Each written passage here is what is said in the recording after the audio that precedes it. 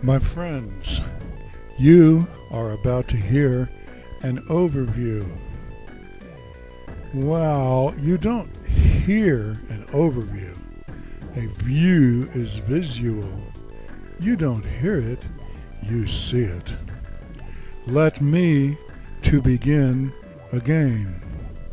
You are about to hear an oversound on the thought of Dutch Golden Age painting.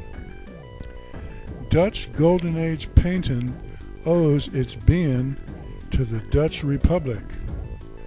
Only because of the Dutch Republic was there a Golden Age. What did the Golden Age span? It spanned the 17th 100 years of our Loire, while and after the later time of the 80 Years' War for Dutch freedom. When did we fight to get our freedom? Between the years of our Loire, 1568 and 1648.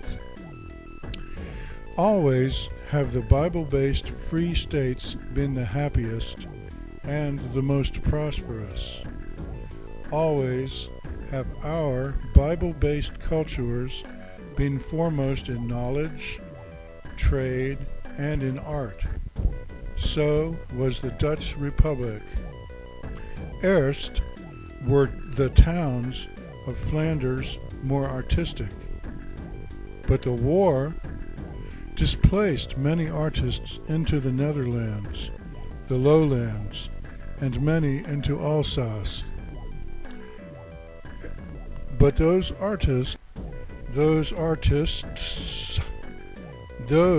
who went to Alsace stayed Baroque. But those artists who went to Holland began a new kind of art. The break-in from absolutism, that is to say, from monarchy and from papism, was a sharp one.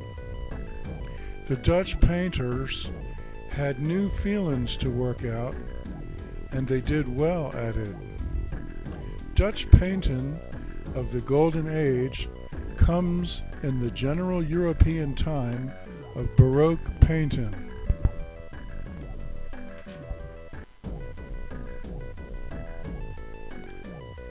Many traits does the Dutch painting of the time share with the Baroque paintings.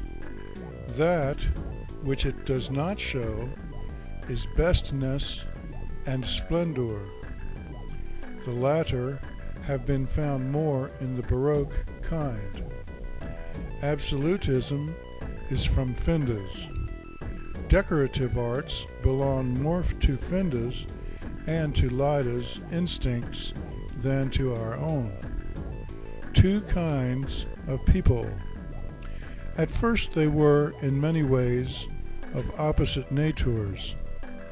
Ultimately, the more they mixed, the more unforeseeable became their bents. In the raw, our people shunned cities, and the other people, the stranger, kept in them. Ours elected headmen, while the other was dominated by force, by monarchs, police, and emperors. Ours formed modestly sized societies, while the other formed empires. Ours built modest-sized buildings, while the other built towers and skyscrapers. Stick with me. This lore about the two kinds of folks helps to explain the two kinds of art, Baroque and Dutch Golden Age. Our folk relied on God and on work, the other upon sorcery, skullduggery, covert action, and exploitation of the work of others. Ours felt close to God. The other imposed itself as a go-between, separating the masses from God in order to dominate them. The second type of people engaged in decorative arts, while our type did not. The women, our type of people, admired and desired the decorative objects made by the second type.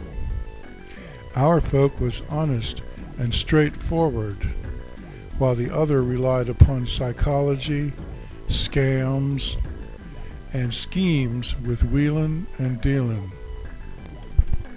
In the area of enjoyment and beauty, our folks require less stimulation to generate a higher emotional response, whereas the stranger must have the bright colors, the loud or elaborately prepared music, the fancy as different from the simple or the plain. For instance, melisma comes from the stranger. Upon exposure, our folks may have become attached to it. Witness Handel. But at first we did not feel a lack if our melodies were plain. In time, the two types interbred.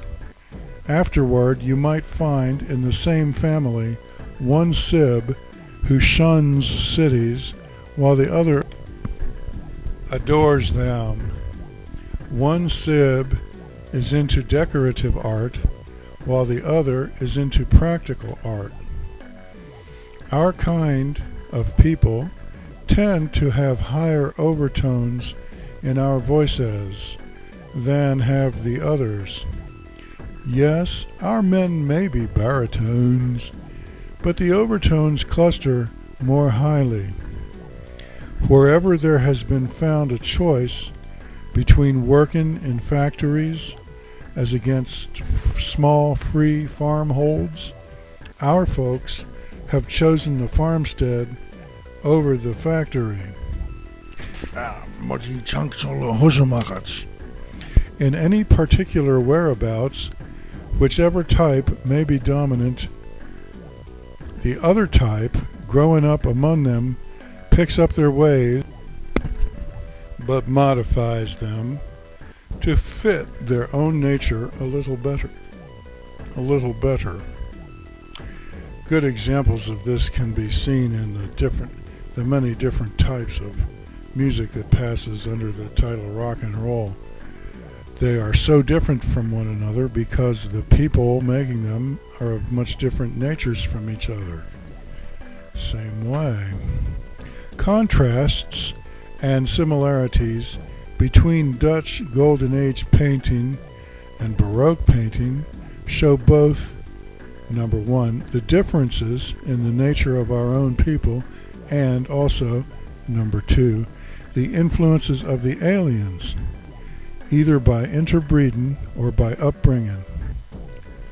The Dutch Golden Age culture leans more toward our own nature, while the Baroque culture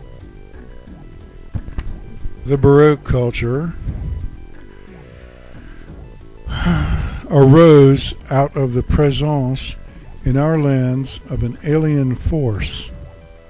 However, just the act alone of making decorative items shows the alien's influence, either genetically or by upbringing and cultural standard setting.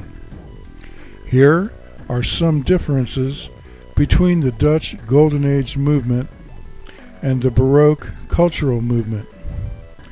Difference number one.